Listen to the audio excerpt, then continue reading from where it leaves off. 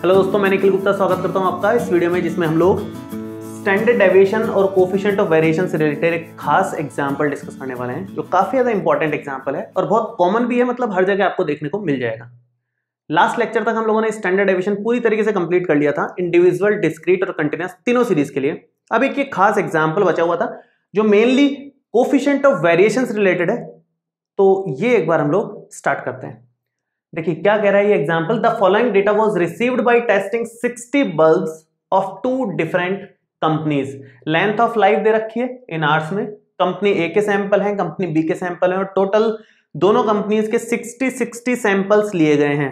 देखो ये क्या कह रहा है क्वेश्चन कि बल्ब बनाने वाली दो अलग अलग कंपनीज हैं। एक तो सूर्य का बल्ब है, एक हेवेल्स का बल्ब है, मान लो इस तरह से दो अलग अलग कंपनीज हैं। अब 60 बल्ब के सैंपल लिए गए। 60 बल्ब इस कंपनी से लिए, 60 बल्ब रैंडमली इस कंपनी से लिए। उनको चेक किया गया। चेक करने पर पता चला कि कंपनी ए में 18 बल्ब ऐसे थे जिनकी लाइफ 700 से 900 घंटे चली। बल्ब 700 से 900 घंटे चला। कंपनी ए में 16 बल्ब ऐसे निकले जिनकी लाइफ 900 से 1100 घंटे थी, और 26 ऐसे बल्ब मिले जिनकी लाइफ 1100 से 1300 घंटे मिली। तो ऐसे टोटल 60 बल्ब का सैंपल मिला और उनकी लेंथ ऑफ लाइफ यहां पर लिखी हुई है। अब कंपनी बी में सर्वे हुआ तो 6 बल्ब ऐसे मिले जिनकी लाइफ 700 से 900 घंटे थी। 42 बल्ब ऐसे मिले जिनकी लाइफ 900 से 1100 घंटे थी, और 12 ऐसे बल्ब मिले जिनकी लाइफ 1100 से 1300 घंटे थी। तो दो अलग अलग कंपनीज का डेटा ही है। दो अलग अलग टेबल बन सकती है, मतलब इसमें एक तो इसकी और इसकी मिला करके, और एक इसकी और इसकी मिला करके। कंटिन्यूअस सीरीज हो गई एक तरीके से, ठीक है। अब आगे क्या बोला है, calculate standard deviation and coefficient of variation and also state which companies bulb are more uniform. किस कंपनी के बल्ब ज्यादा यूनिफॉर्म है, या कंपनीज के बल्ब की बात चल रही है यहां, तो हो सकता है कंपनीज में एम्प्लॉइज के वेजेस का दे रखा हो डेटा, या प्रॉफिट्स का डेटा दे रखा हो, क्वार्टर्स में क्वार्टरली प्रॉफिट का डेटा दे रखा हो। इस तरह के बहुत सारे क्वेश्चंस पॉसिबल हैं। तो जो भी क्वेश्चंस इस तरह के आते हैं ना, कि कौन सी कंपनी ज्यादा स्टेबल है, कौन सी कंपनी ज्यादा अच्छी है, कौन सी ज्यादा कंसिस्टेंट है, इस तरह के क्वेश्चंस सॉल्व होते हैं कोफिशिएंट ऑफ वेरिएशन से, जो डिस्पर्जन का रिलेटिव मेजरमेंट है। कोफिशिएंट ऑफ वेरिएशन कंपैरिजन के लिए काम आता है मेनली। कोफिशिएंट ऑफ वेरिएशन जो हम यूज लेते हैं, सबसे ज्यादा यूज आता है फॉर कंपैरिजन। दो से ज्यादा कंपनीज या डेटा में आप कंपेयर करना चाहो तो कोफिशिएंट ऑफ वेरिएशन निकाल लो। उसका रिजल्ट क्या रहेगा, अगर कोफिशिएंट ऑफ वेरिएशन ज्यादा आएगा, इसका मतलब है कि सीरीज जो हमारी है, सीरीज वो कम स्टेबल है। अगर कोफिशिएंट ऑफ वेरिएशन ज्यादा आएगा तो सीरीज हमारी लेस स्टेबल है। लेस स्टेबल बोल दो, लेस कंसिस्टेंट बोल दो, लेस यूनिफॉर्म बोल दो। फिलहाल यहां यूनिफॉर्म वर्ड यूज आया है, लेस यूनिफॉर्म हो जाएगी। अगर कोफिशिएंट ऑफ वेरिएशन ज्यादा है तो series less stable, less consistent, less uniform. अगर कोफिशिएंट ऑफ वेरिएशन कम है, अगर कोफिशिएंट ऑफ वेरिएशन कम है, इसका मतलब हो गया कि जो सीरीज हमारी है वो ज्यादा स्टेबल है। तो यहां पर आ जाएगा more stable, more consistent and more uniform. तो दोनों कंपनीज के लिए हम कोफिशिएंट ऑफ वेरिएशन निकालेंगे। कंपनी ए के लिए निकालेंगे, कंपनी बी के लिए निकालेंगे, और दोनों कंपनीज में चेक करेंगे कि किसका कोफिशिएंट ऑफ वेरिएशन कम है। जिस कंपनी के लिए कोफिशिएंट ऑफ वेरिएशन कम आएगा वो कंपनी मोर स्टेबल मानी जाएगी, मोर यूनिफॉर्म मानी जाएगी। क्लियर है? अब ऐसा क्यों है? कोफिशिएंट ऑफ वेरिएशन वेरिएबिलिटी को शो करता है, और जहां वेरिएबिलिटी ज्यादा होती है वहां स्टेबिलिटी कम होती है। तो इसलिए जहां कोफिशिएंट ऑफ वेरिएशन ज्यादा होता है वहां वेरिएबिलिटी ज्यादा होती है। वेरिएबिलिटी ज्यादा होने के कारण स्टेबिलिटी कम हो जाती है, और सेम उसका रिवर्स है। कोफिशिएंट ऑफ वेरिएशन अगर कम होगा तो वेरिएबिलिटी कम है सीरीज में, वो सीरीज ज्यादा स्टेबल हो जाएगी। ठीक है, तो मेन बात जो ध्यान देने वाली है वो ये है कि कोफिशिएंट ऑफ वेरिएशन जो है हमारा वो कंपैरिजन के लिए यूज आएगा, अगर ये ज्यादा है तो सीरीज कम स्टेबल है, ये कम है तो सीरीज ज्यादा स्टेबल है। अब हम एक बार इस क्वेश्चन को स्टार्ट करते हैं। मैं कंपनी ए के लिए कोफिशिएंट ऑफ वेरिएशन निकाल रहा हूं, तो मैं इन दोनों को अलग से लिख रहा हूं केवल। ये तो कंपनी बी का डेटा है, अभी हमारे कोई काम का नहीं है जब हम कंपनी ए की बात कर रहे हैं। तो मैं इसको हटाता हूं और इसके लिए कोफिशिएंट ऑफ वेरिएशन निकालता हूं। देखिए, तो मैं इतना बड़ा सा नहीं लिख रहा हूं, मैं शॉर्ट में लिख रहा हूं। शॉर्ट में इस तरह से कि भाई कंपनी ए की बात हम कर रहे हैं, तो यहां कंपनी ए लिख दिया केवल मैंने, और यहां पर लिख रहा हूं क्लास, और यहां पर ये कंपनी ए के सैंपल्स जो हैं वो फ्रीक्वेंसी की तरह ट्रीट होंगे। तो क्लास हमारी है 700 to 900, 900 to 1100 और 1100 to 1300। ये हमारी क्लास हो गई। फ्रीक्वेंसीज है 18, 16, 26, तो 18, 16 और 26 ये हमारी फ्रीक्वेंसीज हो गई। ये हमारा क्वेश्चन हो गया एक तरीके से, बहुत छोटा सा क्वेश्चन है, और इसमें कोफिशिएंट ऑफ वेरिएशन हमें निकालना है। कोफिशिएंट ऑफ वेरिएशन हम निकाल लेंगे, लेकिन कोफिशिएंट ऑफ वेरिएशन का फॉर्मूला क्या होता है? कोफिशिएंट ऑफ वेरिएशन का फॉर्मूला होता है sigma upon X bar into 100। तो इसमें दो चीजों की जरूरत पड़ेगी, सिग्मा की मतलब स्टैंडर्ड डेविएशन की, एक्स बार मतलब मीन निकालने की। उसके बाद आप कोफिशिएंट ऑफ वेरिएशन तक पहुंच पाओगे। सिग्मा तो वैसे भी हमें निकालना था क्वेश्चन में, कैलकुलेट स्टैंडर्ड डेविएशन बोल दिया है, तो वैसे भी निकालना है। एक एक्स्ट्रा चीज बस एक्स बार निकालनी होगी। तो स्टार्ट करते हैं सिग्मा निकालने से। सिग्मा कैसे निकाला जाता है? ये कंटिन्यूअस सीरीज है, आप ध्यान से देखो, क्लास दे रखी है इस तरह से। तो कंटिन्यूअस सीरीज में स्टैंडर्ड डेविएशन निकालने का फॉर्मूला क्या होता है? हमने डिस्कस किया है। सिग्मा निकालने का फॉर्मूला होता है sigma F D square upon में N minus sigma F D upon में एन का होल स्क्वायर का होल अंडर रूट, और इसको आप मल्टीप्लाई करोगे लास्ट में h से। यहां पर हम d क्या लेते हैं? d हमारा होता है हमेशा x minus A divided by h, जहां पर a अज्यूम्ड मीन है और h क्लास इंटरवल है, जो कि यहां पर 200 का गैप दिख रहा है अपने को। 900 माइनस 700, 1100 माइनस 900, 200 का गैप है, वो 200 h है। ठीक है, तो यहां तक सिग्मा की बात हुई। अब निकालना कैसे है? तो अब इस फॉर्मूले में रखने के लिए एक तो f इंटू डी चाहिए और f इंटू डी स्क्वायर चाहिए, उसका टोटल चाहिए। तो f इंटू डी निकालने के लिए d चाहिए सबसे पहले, और d के लिए x चाहिए सबसे पहले। तो यहां पर 5 कॉलम और बनेंगे। सबसे पहले तो आपका निकलेगा x, जो कि एक्चुअली इसकी मिड वैल्यू होती है, हमने डिस्कस किया है ऑलरेडी है, आप वो वीडियो एक बार देख लें। तो इसकी मिड वैल्यू हमारी x हो जाएगी।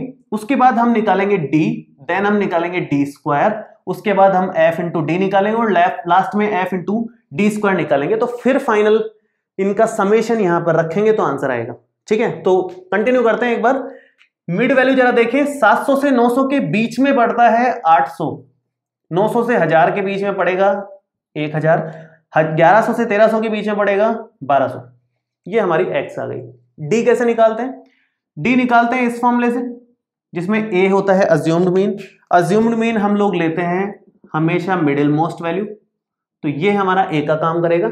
और मैंने शॉर्टकट बताया आपको, इस फॉर्मूले में रखने की नीड ही नहीं है। शॉर्टकट ये बताया था कि अज्यूम्ड मीन के जस्ट सामने वाला तो d 0 होता है हमेशा, उसके नीचे 1 2 3 जितने भी है बढ़ते जाओ, ऊपर -1 -2 -3 जितने भी है बढ़ते जाओ। एक एक ही है तो 1 और -1 में अपना काम खत्म हो गया।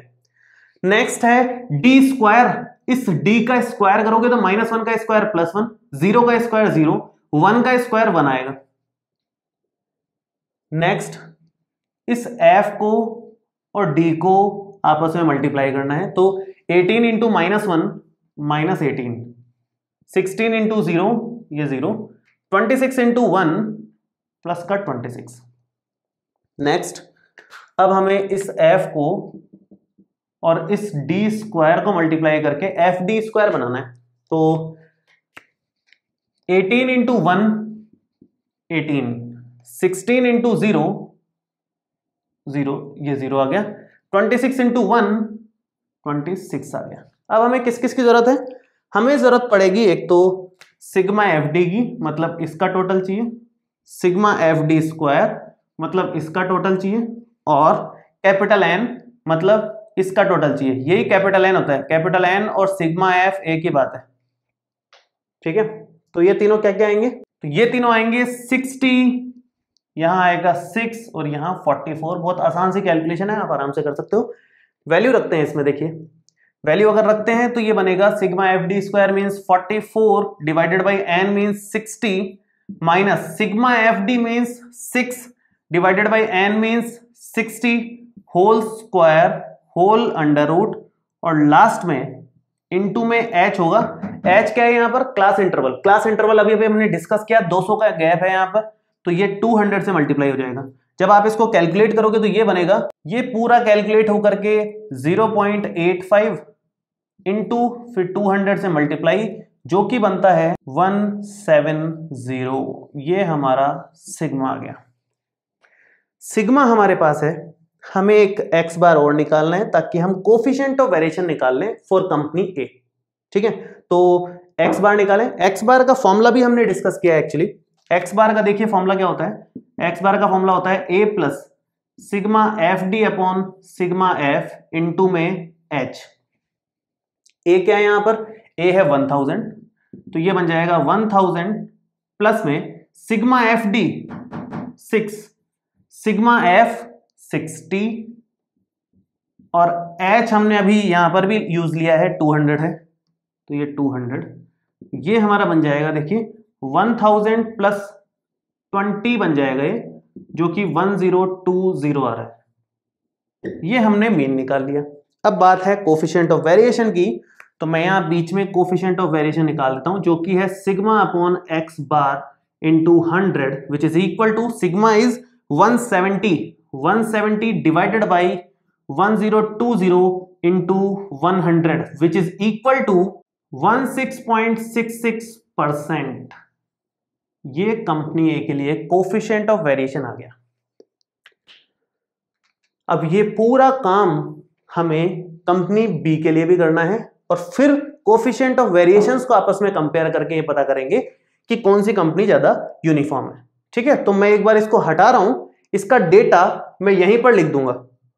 देखिए मैंने कंपनी बी के लिए डेटा लिख दिया सारा का सारा, यहाँ पर क्लास लिख दी और ये फ्रीक्वेंसी लिख दी। अब कंपनी ए की कोई जरूरत नहीं है, यहाँ पर मैंने कंपनी ए का जो रिजल्ट आया था कोफिशिएंट ऑफ वेरिएशन का वो ऊपर लिख दिया यहाँ पर।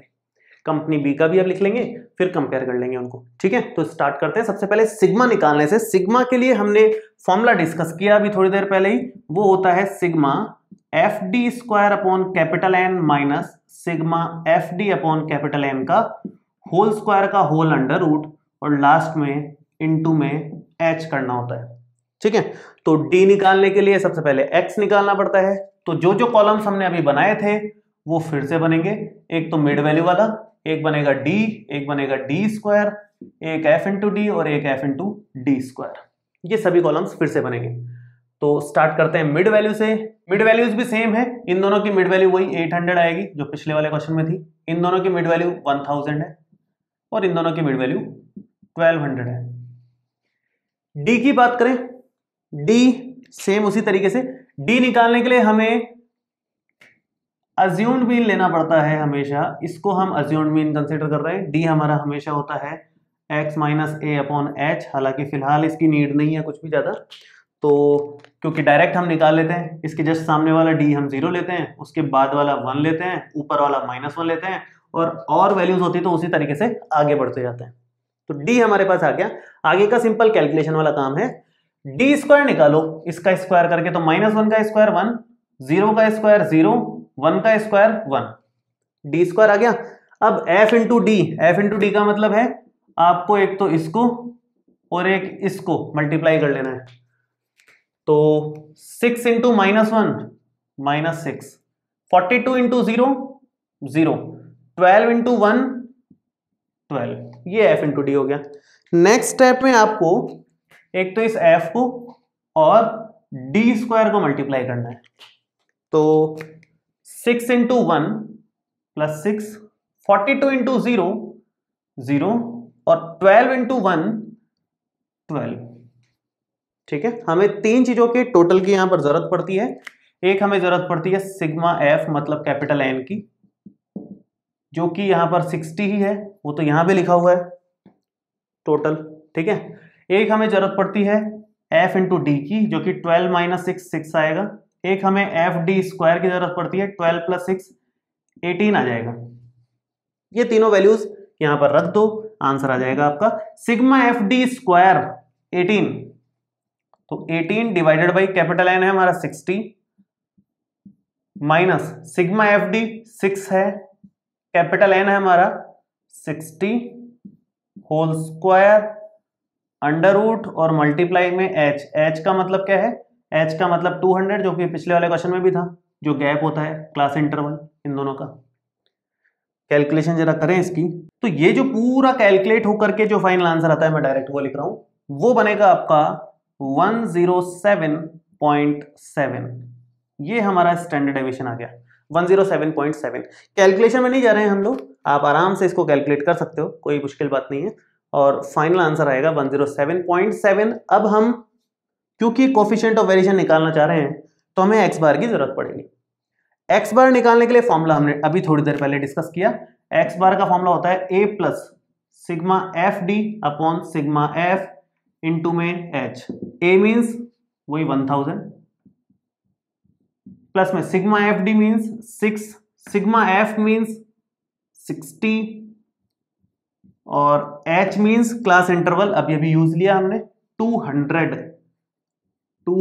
आप इसको अगर कैलकुलेट करते हो तो 1000 प्लस में ये सब 20 होकर के मतलब 1020 आएगी कैलकुलेशन आप आराम से करें, मैंने कैलकुलेट किया हुआ है इसलिए मैं थोड़ा सा डायरेक्ट लिख रहा हूं इनको, थोड़ा फास्ट कर रहा हूं इनको, ठीक है। आप थोड़ा ध्यान से और देखें यहां पर, तो x बार 1020 आ रहा है जो कि पिछली बार भी आ रहा था, मतलब कंपनी ए के लिए भी मीन वैल्यू इतनी आ रही थी जो कंपनी बी के लिए आ रही है। ये कोइंसिडेंस है, ऐसा बिल्कुल जरूरी नहीं है कि अर्थमेटिक मीन सेम आता है जो भी दो कंपनीज को कंपेयर करने को हमें बोला जाता है, ऐसा बिल्कुल नहीं है। ये कोइंसिडेंस है कि अर्थमेटिक मीन सेम आ रहा है। मोस्ट ऑफ द केसेस में अर्थमेटिक मीन और स्टैंडर्ड डेविएशन दोनों डिफरेंट ही आते हैं, फिर हमें डिवाइड करके कोफिशिएंट ऑफ वेरिएशन निकालना पड़ता है। तो कोफिशिएंट ऑफ वेरिएशन तो अभी भी निकालेंगे हम लोग क्योंकि हमें पूछा भी है और हमें कंपेयर करने के लिए जरूरत भी है। तो कोफिशिएंट ऑफ वेरिएशन का क्या फॉर्मूला होता है? फॉर्मूला होता है sigma upon X bar into 100। Sigma ये रहा 107.7 डिवाइडेड बाई एक्स बार ये रहा 1020 इंटू 100। ये जब आप कैलकुलेट करोगे तो फाइनल आंसर आएगा 10.56%। दोनों कंपनीज का कोफिशिएंट ऑफ वेरिएशन हम लोगों ने निकाल लिया है, मैं यहां लिखता हूं एक बार इसको भी। यह आया है 10.56%। हमने स्टार्टिंग में, लेक्चर के स्टार्टिंग में यहां पर डिस्कस किया है कि जिस कंपनी का कोफिशिएंट ऑफ वेरिएशन कम है वो ज्यादा यूनिफॉर्म है, जिस कंपनी का कोफिशिएंट ऑफ वेरिएशन ज्यादा है वो कम यूनिफॉर्म है, लेस यूनिफॉर्म। तो which companies bulb are more uniform? Company B इसका फाइनल आंसर आएगा। तो जब भी कंपेयर करने की बात हो, ये बहुत कॉमन क्वेश्चंस हैं, वो कोफिशिएंट ऑफ वेरिएशन से ही कंपेयर होते हैं और हमेशा हमें चेक करना होता है कि किसका कोफिशिएंट ऑफ वेरिएशन कम आ रहा है, वो ज्यादा स्टेबल, ज्यादा कंसिस्टेंट और ज्यादा यूनिफॉर्म हो जाएगी। बस इतनी सी बात इसमें ध्यान देने वाली है, ठीक है। तो फाइनली स्टैंडर्ड डेविएशन से रिलेटेड जो भी क्वेश्चंस पॉसिबल हैं वो मोस्ट ऑफ द क्वेश्चंस हम लोगों ने कंप्लीट कर लिए हैं। अब डिस्पर्जन में एक मीन डेविएशन का टॉपिक और बचा हुआ है, तो वो हम लोग नेक्स्ट वीडियोस में डिस्कस करेंगे। तो मिलते हैं आपसे अगले वीडियो में।